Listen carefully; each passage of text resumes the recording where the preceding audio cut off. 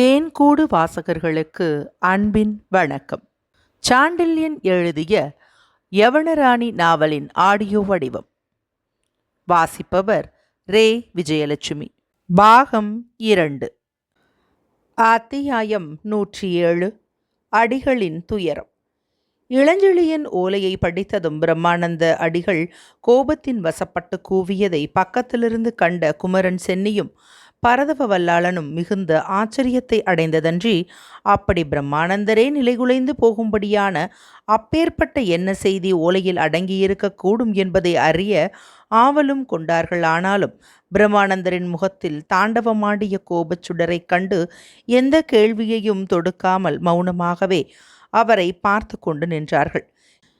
கீழ்கடலில் முளைத்த கதிரவன் வானத்தில் ஏறிவிட்டதால் வானகரை உச்சி மாளிகையின் கீழ்கூடத்தில் சாளரத்தின் மூலம் புகுந்துவிட்ட ஒளியில் அந்த ஓலையை திரும்ப திரும்ப படித்த பிரம்மானந்தரின் உடல் 2-3 முறை சினத்தினால் ஏற்பட்ட உணர்ச்சி கொதிப்பால் ஆடியதன்றி அவர் கன்னச்சதைகளும் ஓரளவு மேலெழுந்து ஏற்கனவே சிறிதாயிருந்த யானை கண்களையும் மூடிவிட்டதால் ஜபம் செய்பவரைப் போல காட்சியளித்தார். அவர் உள்ளத்தே சென்ற 1 மாத கால நிகழ்ச்சிகள் மீண்டும் மீண்டும் பலம் வந்து அவர் புத்தியில் அக்கினி பொறிகளை வாரி இறைத்து கொண்டிருந்தன. என்னை விட திறம் படைத்தவன் என்று நினைத்து கொண்டிருக்கிறானா படைத்தலைவன் என்று தமது பல்லையும் சற்று முரட்டுத்தனமாக கடித்து கொண்டார் அந்த முற்றுந்துறந்த முனிவர். பல நாட்களாக தாம் விடை காணாது தவித்து கொண்டிருந்த பல கேள்விகளுக்கு அந்த ஓலையிலிருந்த சில வரிகள் விடையளித்து விட்டதால் எத்தனை இரவுகளை நான் தூக்கமின்றி கழித்தேன், எத்தனை பேரை கஷ்டங்களுக்கு உள்ளாக்கினேன், இத்தனையும் இவன் செய்த ஏமாற்றத்தால் அல்லவா என்று மீண்டும் மீண்டும் தன் மனதுக்குள் கடிந்து கொண்டார். பிரம்மானந்தர் கண்களை மூடிக்கொண்டு இப்படி யோசனைகளில் இறங்கிவிட்டிருந்த போதிலும் அவர் தேகம் சற்று சிணுங்கியதையும் ஓலையை விரல்கள் நெருடியதையும் கண்ட குமரன் சென்னி அவர் இதயம் குமுறி கொண்டிருப்பதை உணர்ந்தானே ஒழிய அதன் காரணத்தை அறியாததால் கேட்டான். அடிகளிடம் யாரோ அபசாரப்பட்டு விட்டார்கள் போலிருக்கிறது என்று. அந்த கேள்வியின் விளைவாக பிரம்மானந்தர் கண்ணக்கதுப்பு சதைகளை சற்று கீழே இறக்கி கண்களை திறந்தாரானாலும் அவர் சீற்றம் மட்டும் குறையாததால், அபசாரப்படவில்லை சென்னி, முட்டாள் பட்டம் கட்டிவிட்டார்கள் என்று உக்கிரம் பரிபூர்ணமாக தொனித்த குரலில் கூறினார். இதை கேட்ட குமரன் சென்னி பதில் கூறும் முன்பாக பரதவ வல்லாளன், அப்படி தங்களை அழைப்பவர்கள் இந்த தமிழகத்தில் யார் இருக்க முடியும் என்று வினவினான். முட்டாள் என ஒருவனை அழைக்க வேண்டிய அவசியமில்லை வல்லாளா என்று வெறுப்புடன் சொன்னார் பிரம்மானந்தர்.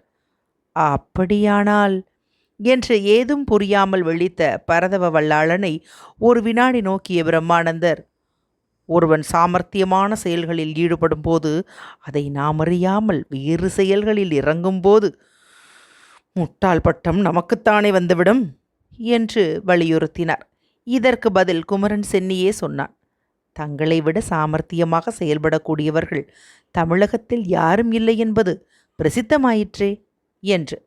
அந்த பிரசித்தி போய் 1 மாதமாகிறது சென்னி என்று அழுத்து கொண்டார். எனக்கு விளங்கவில்லை அடிகளே என்றான் குமரன் சென்னி. பிரம்மானந்தர் உடனே பதிலேதும் சொல்லவில்லை. கையில் இருந்த ஓலையை சிறிது நேரம் நெருடிக்கொண்டே இருந்தார். பிறகு அந்த ஓலையை குமரன் சென்னியிடம் நீட்டி, இதை படித்துப்பார் என்றார். ஓலையை பிரித்து படித்த குமரன் சென்னி முகத்தில் விவரிக்க முடியாத எத்தனையோ உணர்ச்சிகள் எழுந்து தாண்டவமாடின. அந்த உணர்ச்சிகளின் வேகத்தின் விளைவாக வாய்விட்டு பேசும் சக்தியை அறவே இழந்துவிட்டதால் அதற்கு ஈடு செய்யவோ என்னவோ ஆஜானுபாகுவான அவன் உடல் நன்றாக நிமிர்ந்து தலை கூரையை தொட்டுவிடும் ஸ்திதிக்கு வந்தது. அப்படி நிமிர்ந்து நின்ற குமரன் சென்னி பல முறை அந்த ஓலையை திரும்ப திரும்ப படித்தான். ஏதோ பெரும் காவியத்தை தடவி கொடுப்பது போல் அதை தடவியும் கொடுத்தான். பக்கத்தில் நின்று கொண்டிருந்த பரதவ வல்லாளன் குமரன் சென்னியிடம் ஏற்பட்ட அந்த திடீர் மாறுதலை கண்டதும் வியப்பில் மூழ்கி தன் மார்பில் தொங்கிய சிறு வெண்சங்கை தடவி விட்டு கொண்டான். உணர்ச்சிகள் விளைவித்த அதிர்ச்சியால் சிறிது நேரம் மௌனமாக இருந்த குமரன் சென்னி பரதவ வல்லாளனை நோக்கி, வல்லாளா, படைத்தலைவர் வந்துவிட்டார் என்றான் குரல் தழுதழுக்க. எந்த சமயத்திலும் உணர்ச்சி கலங்காத குமரன் சென்னியே உணர்ச்சி கலங்கி குழம்பிவிட்டதை கண்டதாலும் கருத்து முழுவதும் சென்னியின் கையில் இருந்த ஓலையில் புதைந்து கிடந்ததாலும் சென்னி சொன்னதன் முழு அர்த்தத்தையும் கிரகிக்க சக்தியில்லாத பார்தவ வல்லாளன், எந்த படைத்தலைவர் என்று வினவினான். சென்னியின் முகத்தில் குழப்பம் மறைந்து கோபம் மிகுந்தது. எந்த படைத்தலைவரா? என்ன உளறுகிறாய் வல்லாளா? படைத்தலைவர் என்று நீயும் நானும் அழைக்கக்கூடியவர்கள் பல பேர் உண்டா தமிழகத்தில் என்று வினவினான். இல்லை என்றான் வல்லாளன். அப்பொழுதுதான் அவனுக்கு மெல்ல மெல்ல உண்மை புலனாகத் தொடங்கியது. அப்படி புத்தியில் உண்மை உதயமானதால் அதை நம்ப முடியாமல் திணறிய வல்லாளன், என்ன என்ன சொல்கிறாய் சென்னி? நமது நமது படைத்தலைவர் என்று ஏதோ பேச புகுந்த வார்த்தைகளை முடிக்க முடியாமல் திணறினான். பிரம்மானந்தரின் கோபக்குரல் இடையே எழுந்தது. ஆமாம், எந்த படைத்தலைவர் வருகைக்காக நாம் தவம் கிடந்தோமோ அவர்தான் வந்துவிட்டார் என்றார் பிரம்மானந்தர். நமது என்று குளறினான் வல்லாளன். ஆம், நமது படைத்தலைவர்தான். அவரையா நீங்கள் சற்று முன் அடப்பாவி நீதானா என்றெல்லாம் அழைத்தீர்கள்? அவரையேதான். படைத்தலைவரை எங்கள் முன்னால் அப்படி அழைக்க மிகுந்த துணிவு வேண்டும் உங்களுக்கு. இந்த பதிலை கடுமையாகச் சொன்னான் வல்லாளன். அவன் முகத்தை விட்டு தன் கண்களை சென்னியின் முகத்துக்கு திருப்பிய பிரம்மானந்தர் அந்த முகத்திலும் சீனம் மண்டி கிடப்பதைக் கண்டு, அப்பா, படைத்தலைவன் இவர்களை எப்படி வசீகரித்திருக்கிறான் என்று உள்ளூர சொல்லிக் கொண்டாலும் அதை வெளிக்கு காட்டாமல், சோழர் படை உபதலைவரை மரியாதையின்றி அழைத்தது பிசகுதான் வல்லாளா. ஆனால் என் நிலையில் வேறு யாராவது இருந்திருந்தால் என்னை விட அதிகமாக சபித்திருப்பார்கள் என்றார். சபிக்கும்படி அவர் என்ன செய்தார் என்று கேட்டான் குமரன் சென்னி ஆத்திரத்துடன். நேரடியாக பதில் சொல்லாத பிரம்மானந்தர் சுற்றி வளைத்து பேசினார். நான் துறவி என்பது உனக்கு தெரியுமா சென்னி என்று கேட்டார். அது அனைவருக்கும் தெரிந்தது என்றான் சென்னி. என் வேலை கோட்டை கொத்தளங்களை காப்பதல்ல என்று சுட்டிக்காட்டினார் பிரம்மானந்தர். இல்லை, சென்னியின் பதில் சுருக்கமாக பள்ளிச்சென்று வந்தது. ஆண்டவனுக்கும் அவன் அடியாருக்கும் பணிபுரிவது என் கடன். ஆம், அதை செய்கிறேனா? இல்லை, உண்மை. அதற்கு பதில் இந்த வானகரை கோட்டையை காத்து கொண்டிருக்கிறேன். சாந்தி சமாதியில் இருக்க வேண்டியவன் போர்த்தொழிலில் மும்முரமாக இறங்கி இந்த கோட்டைக்குள் ஆயுதங்களை தயார் செய்கிறேன்.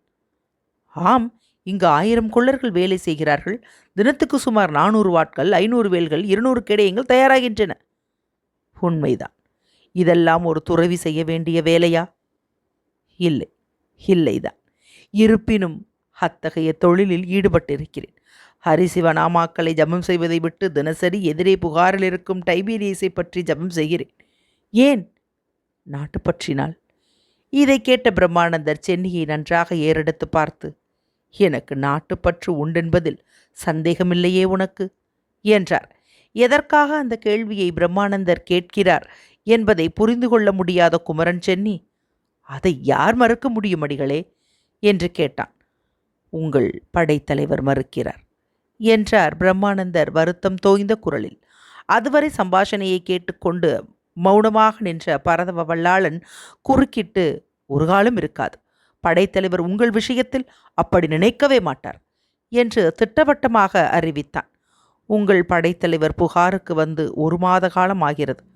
உங்களுக்கு தெரியுமா என்று கேட்டார் பிரம்மானந்தர் சென்னியையும் வல்லாளனையும் ஏக காலத்தில் நோக்கி. தெரியாது, இருவரும் ஏக காலத்தில் கூறினார்கள் ஆச்சரியம் ஆழமாக தோய்ந்த குரலில். அடிக்கடி மரக்கலங்கள் 4, 6, 8 என்று இரா காலத்தில் கடலில் தோன்றினவே, அவை உங்கள் படைத்தலைவருக்கு சொந்தம் என்பது தெரியுமா? 2வது வெடியை வீசினார் பிரம்மானந்தர். என்ன? இருவர் பதிலும் பிரமிப்புடன் பெரிதாக ஒரே காலத்தில் எழுந்தன. அந்த பிரமிப்பு கூச்சலை தொடர்ந்து சென்னி கேட்டான், இதெல்லாம் எப்படி தெரிந்தது உங்களுக்கு என்று. இப்பொழுதுதான் என்றார் பிரம்மானந்தர். இப்பொழுதா என்றான் பரதவ வல்லாளன். அவனுக்கு ஏதுமே புரியவில்லை. ஆம், அந்த ஓலை சொல்கிறது என்றார் பிரம்மானந்தர் மீண்டும். ஓலையில் அப்படி எதுவும் காணோமே. இந்திர விழாவன்று இரவில் 2ஆம் ஜாம ஆரம்பத்தில் இந்த பகுதியிலிருந்து புகாரை தாக்கும்படி ஓலையில் கண்டிருக்கிறது என்றான் குமரன் சென்னி. ஓலையில் கண்டிருப்பது அவ்வளவுதான் சென்னி. ஆனால் ஓலை மறைப்பது பல விஷயங்கள். உதாரணமாக, இந்த ஓலையை எங்கிருந்து எழுதியிருக்கிறார் என்று தெரியவில்லை என்று சுட்டிக்காட்டினார் பிரம்மானந்தர். வந்த தூதுவனை விசாரித்தால் சொல்கிறான் என்றான் சென்னி. சொல்ல மாட்டான், கேட்பதும் பிசகு என்றார் பிரம்மானந்தர். ஏன்? தற்சமயம் இருப்பிடத்தை மர்மமாக வைத்திருக்க இஷ்டப்படுகிறார் படைத்தலைவர். காரணம் பல இருக்கலாம். உதாரணமாக, ஓலை வேறு யார் கையிலாவது சிக்கினால் அபாயம் என்று அவர் கருதி இருக்கலாம். அது சரிதான். ஆனால் சரியில்லாதது பல இருக்கின்றன. என்ன? புகார் வந்து 1 மாதமாகியும் படைத்தலைவர் நம்மை ஏன் வந்து காணவில்லை? நம்முடன் போர் ஏற்பாடுகளை பற்றி ஏன் கலக்கவில்லை? அவர் வந்து 1 மாதமாகிறது என்று யார் உங்களுக்கு சொன்னது? பிரம்மானந்தர் முகத்தில் கோபத்துடன் இகழ்ச்சி நகை பரவியது. யாரும் சொல்ல தேவையில்லை, நிகழ்ச்சிகள் கூறுகின்றன. அப்பொழுது அவற்றுக்கு காரணம் புரியாமல் தவித்தேன். இப்பொழுது தெரிகிறது காரணம் என்றார் பிரம்மானந்தர். இம்முறை வல்லாளன் கேட்டான், என்ன நிகழ்ச்சிகள் அடிகளே? டைபீரியஸ் வந்து பல மாதங்களாக நம்மிடமிருந்து பிரியாத நமது படையை சேர்ந்த யவன வீரர்கள் திடீரென பிரிந்து புகார் சென்றது ஒரு நிகழ்ச்சி என்று மேலும் சொல்லப்போன பிரம்மானந்தரை தடுத்த வல்லாளன், அதற்கும் படைத்தலைவருக்கும் என்ன சம்பந்தம் என்று வினவினான். படைத்தலைவர்தான் அவர்களை இங்கிருந்து அழைத்துச் சென்றவர். வேறு யார் சொல்லை கேட்டும் அவர்கள் போயிருக்க மாட்டார்கள். அப்பொழுது அந்த நிகழ்ச்சி பேராச்சரியமாக இருந்தது எனக்கு. நமது யவன வீரர்களாவது புகாருக்குச் சென்று டைபீரியஸிடம் சேருவதாவது என்று வியந்தேன். இப்பொழுது வியப்பா இல்லை வல்லாளா? இது படைத்தலைவர் ஏற்பாடு காரணமாகவே தனது வீரர்களை புகாரின் யவனர் படையில் புகவிட்டிருக்கிறார். தவிர அவருடைய மரக்கலங்கள் வந்தபோதெல்லாம் புகாரின் கலங்கரை விளக்கம் அணைக்கப்பட்டது. அதையும் காரணமாகவே அவர் செய்ய சொல்லியிருக்க வேண்டும். அவர் டைபீரியஸுக்கு தெரியாமல் எப்படியோ புகாரில் திரிந்திருக்கிறார் என்பது தெரிகிறது. ஆனால் எப்படி திரிந்தார்? யவன நாட்டிலிருந்து வந்த மரக்கலங்களின் தலைவனை டைபீரியஸ் எப்படி சந்திக்காமல் இருந்தான்? சந்தித்திருந்தால் படைத்தலைவர் எப்படி தப்பினார் என்பது புரியவில்லை சென்னி. மற்றும் ஒன்று, நான் வேவு பார்க்க அனுப்பிய அல்லி எப்படி உயிருடன் திரும்பி வந்தாள் என்பது எனக்கு இன்னும் ஆச்சரியமாயிருந்தது. அவள் தப்பி வந்ததற்கு சொல்லிய காரணங்களும் திருப்தியாயில்லை. இருப்பினும் அதையெல்லாம் நான் பொருட்படுத்தவில்லை. இப்பொழுது யோசிக்கும்போது வெட்ட வெளிச்சமாக தெரிகிறது எல்லாம். புகாரில் ஏற்பாடுகளை முடித்து கொண்டு விட்டார் படைத்தலைவர். நம்மை நம்பாமலும் நம்மை கலக்காமலும் ஏற்பாடுகளை முடித்து கொண்டு இறுதி கட்டளையை மட்டும் இந்த ஓலையில் பொறித்து அனுப்பியிருக்கிறார். ஆனால் இது போதாது. இந்திர விழாவன்று நாம் ஏன் புகாரை தாக்க வேண்டும்? தாக்கினால் நம்மை சுழற்பந்தங்களை வீசி அந்த தூண் பொறிகள் அழித்துவிடுமே. அதிலிருந்து நமது வீரர்களுக்கு எப்படி பாதுகாப்பு? இதையெல்லாம் நான் அறிய வேண்டும். தவிர இன்னும் 4-5 வாரங்களில் தமிழகத்தில் துவங்கப்படும் போர் நிலை என்ன என்பதையும் அறிய ஆசைப்படுகிறேன். ஆகவே நான் குணவாயிற்கோட்டம் போக வேண்டும். அதற்கு உடனே புரவி தயாராகட்டும் என்றார் பிரம்மானந்தர் உணர்ச்சியால் பெருமூச்சு வாங்க. நானும் வரட்டுமா என்றான் சென்னி. வேண்டாம் சென்னி, நீயும் வல்லாளனும் புகாரை தாக்குவதற்காக வேண்டிய ஏற்பாடுகளை செய்யுங்கள். கொள்ளர்களை அதிக வேல்களையும் கத்திகளையும் வடிக்கச் சொல்லுங்கள். மன்னர் படை ஆயுதமின்மையால் அவதிப்படக்கூடாது என்று உத்தரவிட்ட அடிகள் விடுவிடுவென்று உள்ளே சென்று 1/2 நாழிகைக்குள் நீராட்டத்தை முடித்து கொண்டு 2 குவளை பாலையும் 5-6 பழங்களையும் உண்டு அர்ப்பாகாரம் செய்து குணவாயிற்கோட்டத்தை நோக்கி கிளம்பினார். மிகுந்த எச்சரிக்கையுடன் துரிதமாக பயணம் செய்து அன்றிரவே குணவாயிற்கோட்டத்தை அடைந்த அடிகள் கட்டுக்காவல்களை தாண்டி கரிகாலன் பாசறையை எய்தினார். பாசறை முகப்பில் பலமான காவல் இருந்தது. காடு முழுவதும் ஆயுதங்களின் ஒலி கேட்டது. சின்னஞ்சிறு வண்டிகள் போகும் சத்தமும் கேடயங்கள் எங்கிருந்தோ குவிக்கப்பட்ட ஒளியும் கலந்து கோரச் சூழ்நிலையை சிருஷ்டித்து கொண்டிருந்தது.